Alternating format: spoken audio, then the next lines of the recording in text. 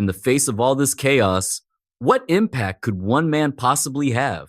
Your death would accomplish nothing. The arc of a career in Hollywood is typically predictable: a rise to prominence, a moment at the summit, and then either adaptation or a slow decline. The professional journey of Jim Caviezel defies this conventional pattern. And once you begin to investigate the reasons, pushing past the sensational headlines and public disputes, you uncover something truly exceptional.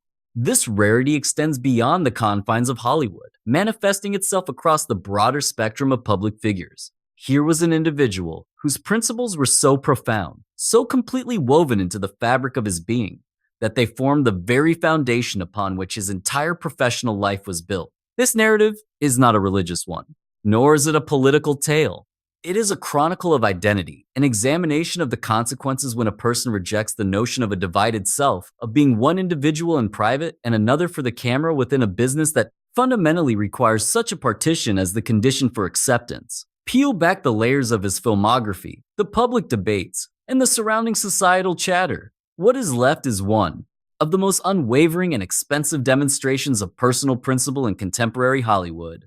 So, what is the true story of Jim Caviezel? Let the scene go dark. Prior to all of this, before the pivotal roles, the public disputes, and the moments that ignited cultural debate, Jim Caviezel was on the verge of giving up. He was facing adversity.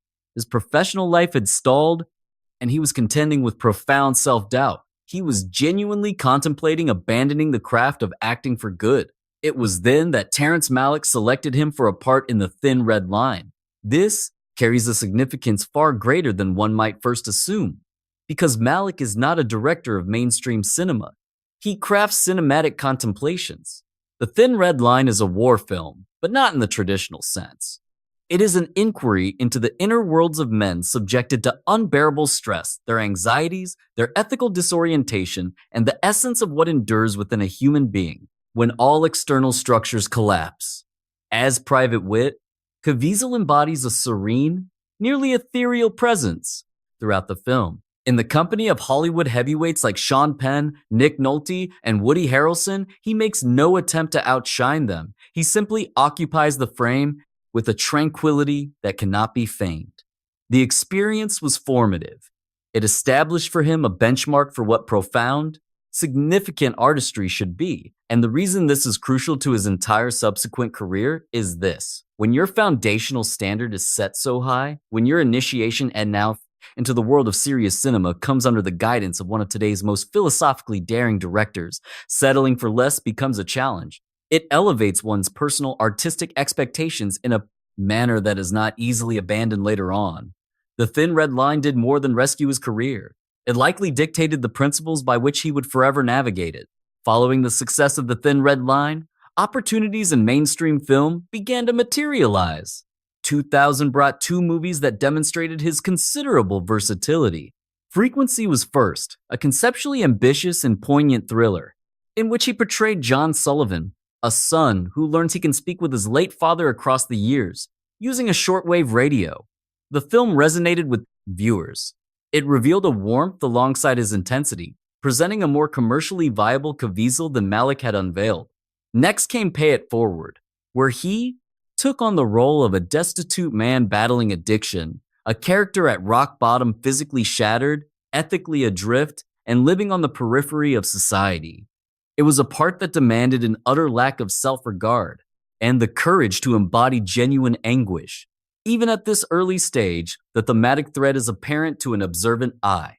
Then, in 2001, came Angel Eyes, a romance where he starred across from Jennifer Lopez, who at the time was among the world's most prominent female celebrities. In theory, it was precisely the sort of major cinematic coupling that elevates a respected actor to true stardom. However, critics perceived an issue. The scenes of intimacy seemed carefully controlled, even held back. One reviewer characterized their interplay as a push and pull of magnetism and withdrawal. The essential spark that viewers needed to feel never fully materialized on the screen. Looking back, the explanation is quite simple. Caviezel had established firm boundaries for his on-screen conduct out of reverence for his wife and a profound conviction in the sacredness of his marital vows. No on-screen nakedness, and intimacy portrayed with as much discretion as the production would permit. On a personal level, this stance was perfectly in line with his character. From a strictly commercial perspective, however, it imposed a significant limitation because the archetype of the leading man in major Hollywood productions depends on a precise formula: charisma, presence, and a believable romantic rapport with the female co-star. Viewers need to be fully invested in that bond. When an actor appears to be exercising restraint, orchestrating a scene instead of fully living in it, the lens will invariably detect it. It never fails. How can one ascend to the status of a top leading actor while being unable to fully embrace the requirements of such roles? This very dilemma was already casting a shadow over his professional path long before The Passion ever arrived. Then The Count of Monte Cristo was released in 2002. It was a quintessential leading man performance in the classical mold. He portrayed Edmond Dantes, wrongly incarcerated, fueled by a quest for vengeance, and in the end, finding absolution. The role was deeply romantic, physically demanding, and widely appealing. It solidified his position as a burgeoning superstar. Yet, observe the common thread weaving through his entire body of work: affliction, perseverance, and salvation. His characters consistently bear a significant ethical burden and face trials from powers beyond their control. This artistic inclination was already completely developed. The industry simply had not yet grasped the ultimate consequences of this focus. Then came the part that would bring everything simmering beneath the surface into the open. Mel Gibson was preparing to film The Passion of the Christ. The discussion that resulted in Caviezel's casting deserves careful consideration, as Gibson was remarkably candid with him from the outset. He stated plainly, "This part will probably come at a great cost to you. The industry will distance itself. The access to mainstream projects you now enjoy could vanish for good." And then, just 2 days after Caviezel accepted, Gibson contacted him again, essentially offering him an opportunity to withdraw. He put it unmistakably, "If you take on this film, your career in this city might be over." Caviezel's reply, in essence, was, "Each of us has a burden we are meant to bear." The production that ensued was among the most physically grueling in the history of contemporary filmmaking. He was hit by lightning during the Sermon on the Mount scene. He was unintentionally struck by a whip on 2 occasions, resulting in a 14-inch scar on his back. He suffered a dislocated shoulder while bearing the cross, which weighed close to 150 pounds. He contracted both hypothermia and pneumonia while filming in the bitter cold of Italian winters. He experienced atrial fibrillation while on location. A physician informed Gibson in no uncertain terms that Caviezel was in mortal danger. He later had to undergo 2 heart procedures, including open heart surgery, after filming concluded. The film itself became a global sensation, earning more than $600 million worldwide. Its cultural impact was massive. And then, just as Gibson had foretold, the opportunities from major studios began to dwindle. Now, it is. It is crucial to be specific about the reality of the situation, because this was not a formal, overt blacklisting. No records exist of meetings where studios formally consented to exclude him. Such measures were unnecessary, as that is not the way Hollywood functions. The actual events were more subtle and, in many ways, more revealing. The telephone rang less often. The number of potential roles dwindled. Parts for which he would have once been a natural contender were given to others. Projects such as The Final Cut and Deja Vu provided him with employment, but in a supporting capacity rather than as the central figure. Caviezel himself articulated it with stark simplicity, stating, "Suddenly, I was no longer among the 5 most in-demand actors in the industry, despite having done nothing wrong. My only act was portraying Jesus." From an external viewpoint, director Shane Black was more direct, asserting his conviction that Caviezel had been effectively blackballed and that industry figures were simply unwilling to collaborate with him.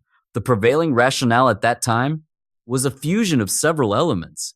Gibson's own standing was already fraught within certain Hollywood factions, and any connection to him on a project as polarizing as this one posed a significant professional gamble. It is vital to grasp, however, that The Passion did not single-handedly create the issue. Rather, it amplified a pre-existing dilemma. Film studios were already contending with an actor who refused to perform nude scenes, who maintained a professional distance in intimate portrayals, and who came to projects with a personal code of conduct that the industry was not accustomed to navigating, alongside a profoundly controversial movie and a director whose public image was growing ever more contentious. The picture that forms is not of one door closing, but of several shutting simultaneously. It is productive to pause for a moment to establish a contrast, as it brings into sharp focus what is truly exceptional about Caviezel. In Deja Vu, he appears with Denzel Washington, and Washington serves as a truly compelling figure to analyze in parallel. Denzel is openly and sincerely religious. He has discussed his faith in public forums, and it forms a genuine and central aspect of his identity. And yet, this faith is almost completely unrepresented in his artistic decisions. He's willing to portray a crooked police officer, a narcotics trafficker, or a contract killer, characters whose ethics are in direct opposition to his own personal beliefs. He has reconciled the division between his professional persona and his private one. The job is the job. The man is the man. This represents a decision, one that has kept him at the absolute forefront of mainstream Hollywood for a span of 4 decades. Caviezel went in the opposite direction. It was not necessarily a deliberate or strategic move. It appears to be more elemental than that, more as if that kind of separation was something he was either unable or unwilling to make. Recognizing which type of individual Caviezel was clarifies nearly everything that transpired afterward. The period that ensued was less high profile, but it was far from empty. Outlander in 2008 was, on its face, a genre picture about a stranded soldier navigating a foreign world, guided by a strict personal code. The Stoning of Soraya M., also from 2008, is arguably the most potent expression of the witness, archetype that is a recurring element in his body of work. A journalist who exposes a horrific injustice and is saddled with the profound moral weight of testifying to it. These movies did not find major commercial success, but consider the roles he's inhabiting. The outsider with a rigid moral compass, the man who witnesses atrocity and refuses to be complicit in silence. Then, in 2011, Person of Interest offered him an asset he had been without for years: consistency. For 5 seasons on broadcast television, he played reserved, stoic, disciplined, a man functioning completely apart from societal norms but directed by an unbreakable inner ethical system it reserved. Was an ideal match for him. It afforded him steady work, a devoted viewership, and a space for creative freedom. For 5 years, the controversy largely died down. He became simply a comforting presence people invited into their living rooms weekly. And in 2014, during a hiatus, he starred in When the Game Stands Tall, portraying a coach, a surrogate paternal figure, in a narrative about self-denial and the enduring qualities you instill in others that go beyond victory and defeat. When Person of Interest concluded in 2016, Caviezel went back to more modest projects, and then Sound of Freedom emerged. To appreciate why this movie was perceived differently, why it was more than just another assignment, 1. Must consider a piece of information seldom discussed amidst the surrounding debate. Caviezel and his wife are adoptive parents of children, some of whom have profound medical challenges. The themes within Sound of Freedom, the trafficking of children, their inherent vulnerability, and the moral duty to intervene were not theoretical for him. This was not a political maneuver or a career move. It was personal on a level that extended well beyond any public image management. And the events of 20 years prior replayed themselves with near-perfect precision. 2 of his talent agents and his attorney severed their professional relationship with him over his involvement. The message from the industry was identical to the one sent after The Passion, and his reaction was also the same. He completed the film. He championed it. He refused to cast himself as a victim. The movie was both a commercial triumph and a source of immense cultural friction. His media appearances during this time were candid and, for many, deeply polarizing. But regardless of one's agreement with his views, there was an undeniable authenticity to his stance. This was a man who had dedicated the majority of 30 years to making a consistent, quiet case through his acting, and was now making that case vocally with everything personal at stake. The art had become indistinguishable from the artist. Over 3 decades, through vastly different films, budgets, social climates, and personal sacrifices, the central theme remained constant: suffering, endurance, and witnessing injustice.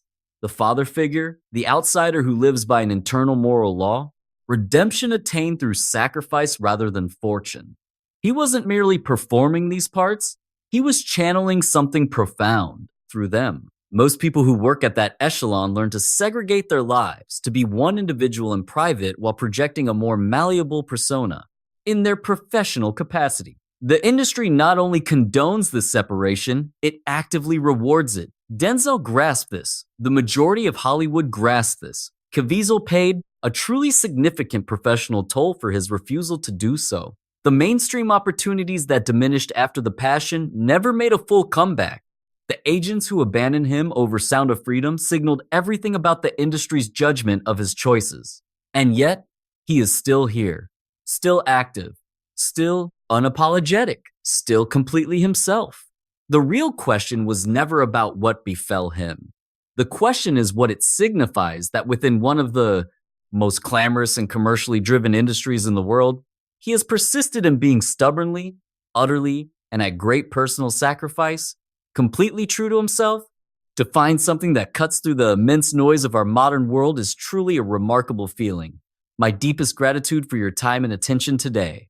If this sort of analysis resonates with you, please consider leaving a like, a comment, or subscribing to the channel. Any of these actions provides a profound and meaningful boost. As always, I am genuinely anticipating our reunion in the next video.